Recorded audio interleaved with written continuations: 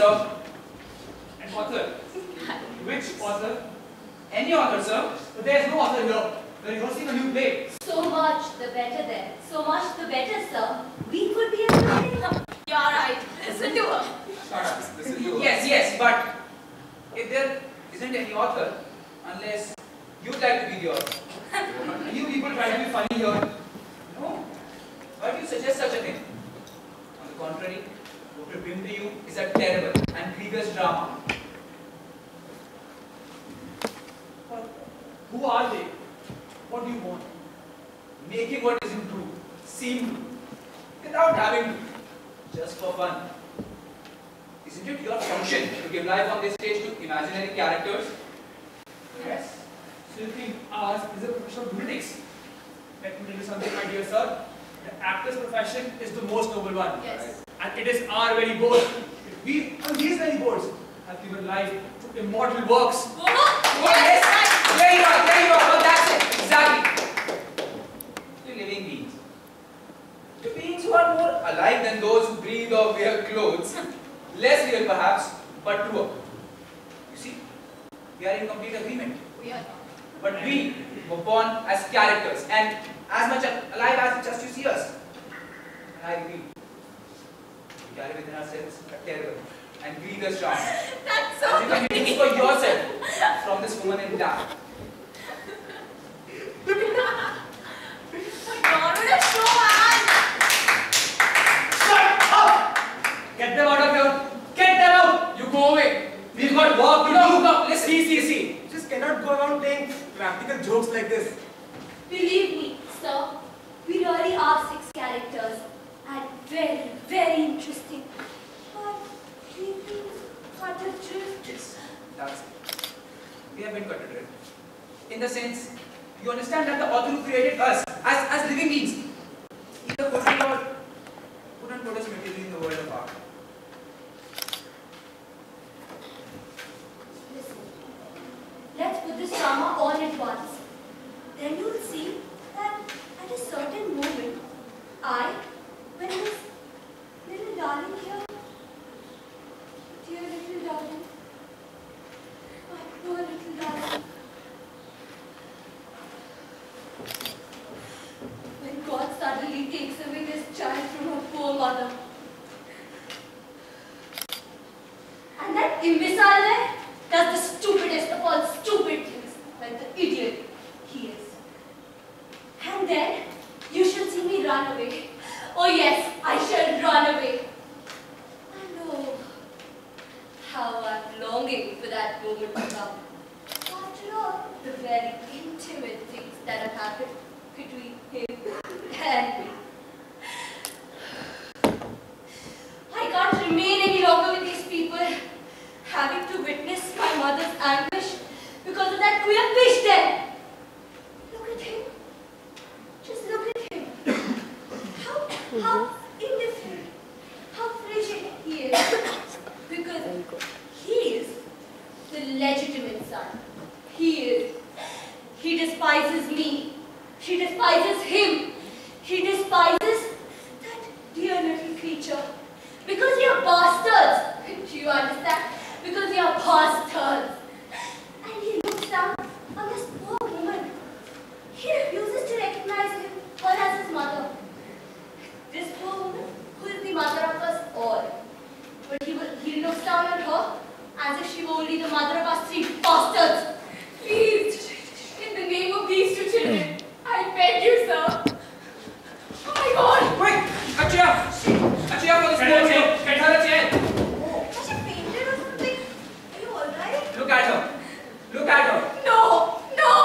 Let them see you. No! I beg you, sir. Don't let this man carry on his plan. You must prevent it. It's horrible. I don't understand this. Wait. Is this woman your wife? Yes, sir. My wife. Then how come she's a widow while you're still alive? No. Do that. Don't laugh. Don't laugh like that for pity's sake. It is in this fact that the drama lies. She had another man. The man who ought to be here. No!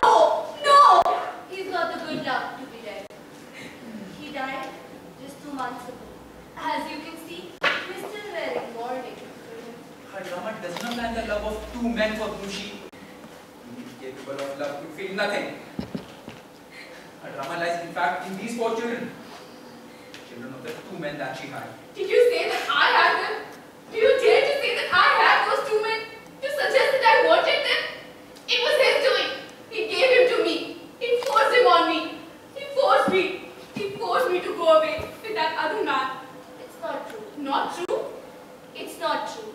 It's not true. Don't believe her. And what can you possibly know about it? It's not true. Do you know why she said that? Because of him. Because she wants him to believe that if she abandoned him when he was 2 years old, it was because he forced her to do it. He forced me to do it. He forced me. As God is my witness. Ask him if it's not true. Make him tell my son. She knows nothing at all about the matter. I know that while my father lived, you were always at peace. You had a peaceful and contented life together. Deny it if you can. Deny it. I couldn't deny it. No. He was always most loving. Always kindness itself towards you. Isn't it true? Isn't it? God says it's true, you stupid little idiot. Leave the poor boy alone. Why do you wish to make me appear an ungrateful woman? I just said that it wasn't my fault. And that it wasn't just to satisfy my own desires that I left his house and abandoned my son. What you said is true. It was my doing. My God. What a show. We are the ones this time. For once in a while. Calm down. Let's listen to them. Yes. Listen to the chunk of philosophy that you're going to get now. You are a cynical idiot, as I've told you 100 times.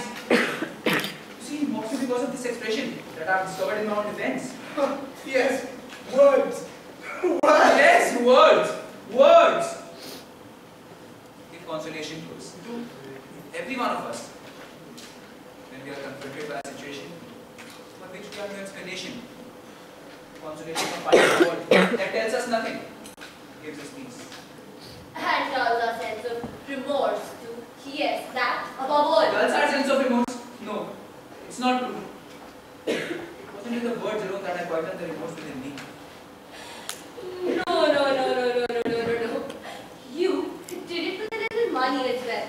Yes, the $100 that he offered me as payment, ladies and gentlemen, had the room behind Madame Pache's shop. Please, Bob, you did a nice move over all of us. The $100 that he was going to give. But by good fortune, let me emphasize this. We had no reason to pay her anything. Yes, it was a very near thing. Oh yes, it was. You know. Oh, shame. No, this is my revenge. I'm trembling, simply trembling with desire to live out that scene, to live it. I can see it all so clearly. Over there, the divan, the room, the sofa, the long mirrors, and the door. But you gentlemen really ought to turn your backs now. Because I'm naked. But I no longer blush. Because he's the one who doesn't blush now. But let me tell you, he was very pale. Very pale indeed. You can believe me. That was the vaguest of ideas. What are you guys trying to say? Let me speak before revealing all the horrible slanders she's so viciously heaping upon me without letting me explaining anything. Ah, but this isn't the place for your long, wide and fairy stories, you know. I want to explain things to him. Excuse me, are we going on with the rehearsals or not? What the hell is happening here? Of course, but right now, just listen to them. This is really something quite new. Yeah, only if you're not interested. You have to explain everything right from the very beginning. Yes, well, you see, I had a poor man working under me. He was my secretary. He was a good man. A humble man, just like her. But he was incapable, both of them. Not only of doing evil, but even of thinking about it. So instead, he thought about it for them and then got on No. with it. Things had come to such a pass that I could not say a single word to either of them. without then immediately exchanging an understanding look. Forgive me for asking this, but why did you give this secretary of yours a sack? That's exactly what I did do. Exactly. But then I had to watch this woman wandering forlornly inside the house. But you... Your son. You were going to tell him about your son, weren't you? But first of all, he took my son away from me. Not out of any desire to be good. I took him away so that while living in the country, he could talk with the nature, he might grow strong and healthy. Make us stop that noise! I can't stand it! Shut up! Let me listen to him! I can't stand the sight of that woman near me. And he sent me away. Then provided with everything to that other man, so that she might be free of me. And so that he might be free of me as well. Yes, I admit it. But I didn't go for her sake than my own, I swear it. I used to watch that new little family grew up with incredible tenderness. She can testify to that. I most certainly can. I was such a sweet little girl. Such a sweet little girl. He came to see how I was growing up. And one day, my father died. And they fell into the most wretched poverty. And they came back here. And because of her stupidity, I did not think about it. Now tell me, sir, how was I to know that this was how it would feel? That's exactly what went wrong. In you never having got to know how I felt about something. After all these years away from you, after all that had happened, And is it my fault that fellow took you away from here as he did? Then you they disappeared overnight and I couldn't trace them at all. You know, each one of us when appear before his fellow men is clothed within a certain dignity. But deep down himself, he only knows what unconfessable things go in the secrets of his own heart. Only some of us lack the courage to talk about certain things. They've got the courage to do that, though. All of them. Yes, all of them. But only in secret. That is why it needs so much more courage for a man to talk about these things. And woman, yes, woman. What kind of a being is she? She looks at you all tantalizingly, all invitingly, and you take her in your arms. No sooner she claps firmly in your arms and she shuts her eyes, like this. It is a sign of her mission. A sign by which she says, blind yourself, for I am blind. And what about when she no longer shuts her eyes? When she no longer feels the need to hide her blushing shame from herself? When she sees instead, dry-eyed and dispassionate, the blushing shame of a man who has blinded himself without love?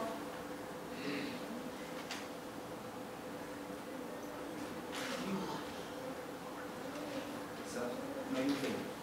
How would I be expected to know that she would go on to work as a dressmaker to support her children? And not that. Of all the people, she had gone to work for that. Madam Pache. Madam Pache, if you ladies and gentlemen would really like to know, was a high-class dressmaker.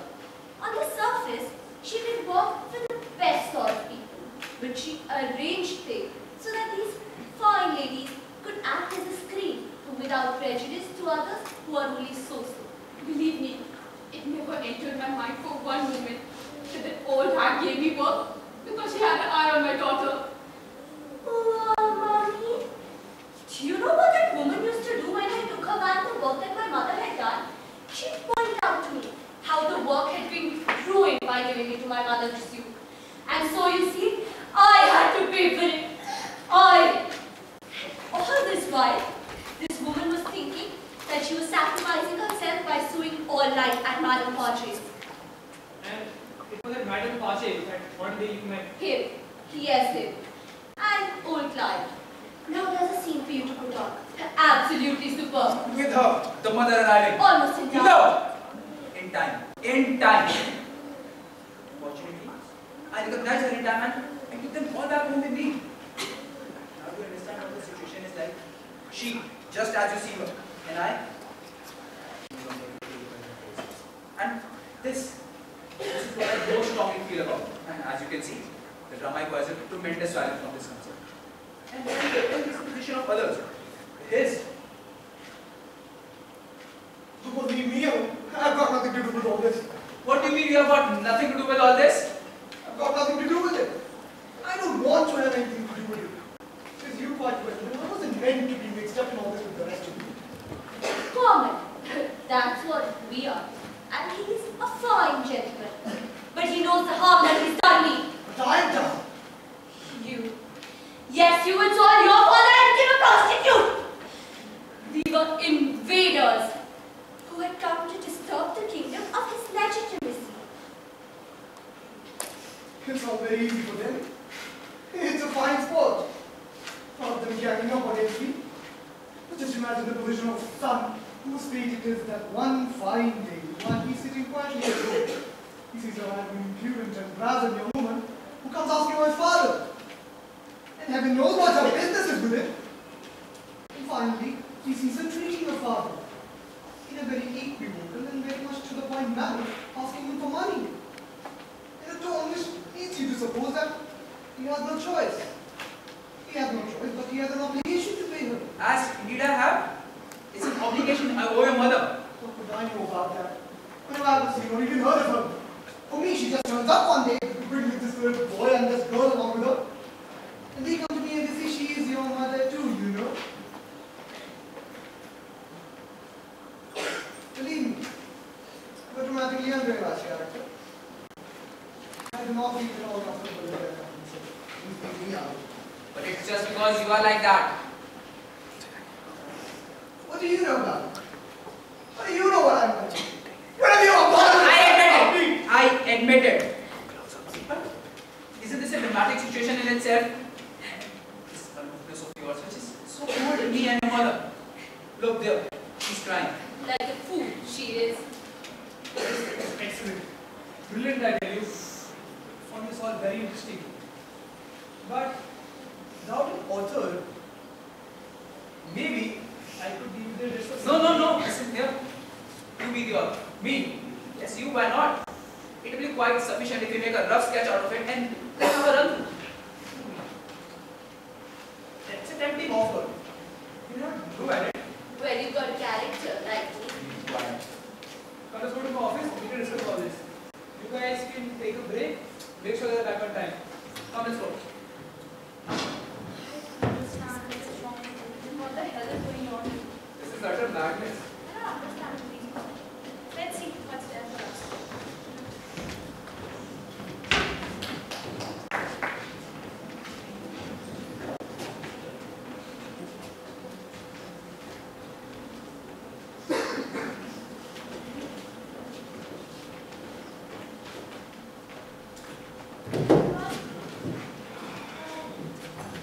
Already time, right?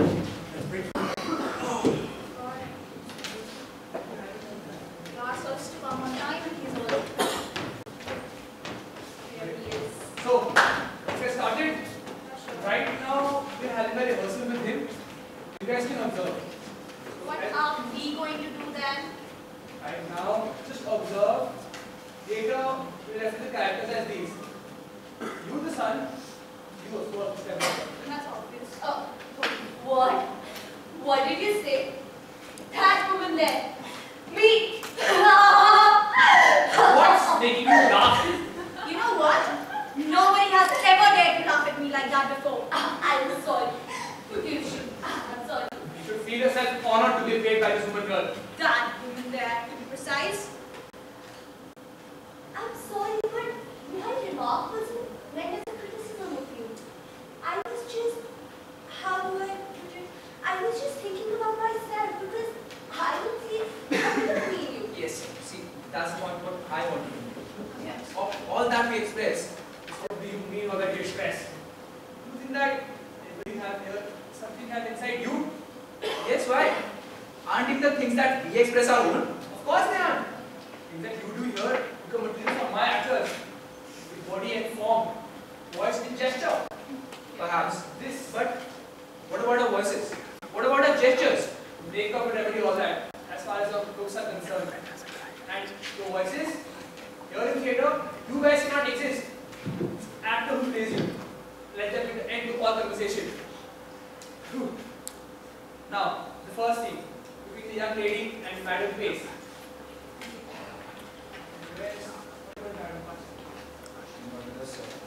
Where is she? She's alive.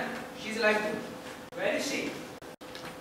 If you just allow me to have a word with the people, I wonder if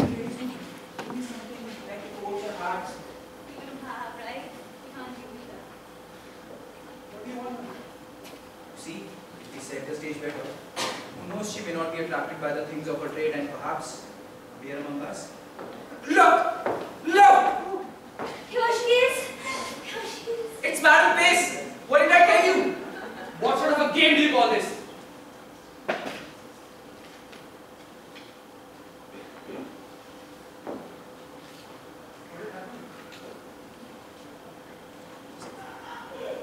What? We can't hear a thing. Speak louder. What is speaking? Louder? Did you just say louder? The things that we are talking about is scarcely the sort of thing that could be shouted from rooftops. I would say it loud because I wanted to shame him. I wanted my revenge. But it's quite another matter for Madam Pace. For all, it could be prison. Indeed, that's how it is it? Let me tell you something. Her in theatre, you've got to make yourself heard. And the way you're doing this part of the movement, we just stage can barely hear you. Why are you scared? Get yourself to be in that room. What do you mean, no? There's someone who will hear us if she speaks up. You mean there's someone who's going to burst in on us? No. They are ready to be. So that's fine, but first the scene between you and Madam Pache. Oh God, she's just been telling me the things that you already know. That once again my mother's work has been badly done and the material has been ruined. And that I need to be patient if she has to go on helping us in our misfortune. But yes, we are poor. I'm not born to make profit, to take advantage. What? Does she speak like that? Yes, she speaks like that. Half in English, half in Spanish. Ah, it's most comical. It does not seem me good manners that you laugh at me like that. When I force myself to hable as I can. English, senor. Indeed. It's bad on our part. Please, please. Speak, madam. If you bring the house down, it's brilliant. Brilliant. Wonderful. Yes. Why not? When you hear a certain sort of a suggestion made to you in a lingo like that, there's not much doubt what your answer is going to be. You're inclined to laugh when you hear that there's an old sinner who wants to amuse himself with me. That old sinner. Hey, madam? Not so very old, not so quite young, yes. But if he does not please to you, well, he has prudencia. You devil!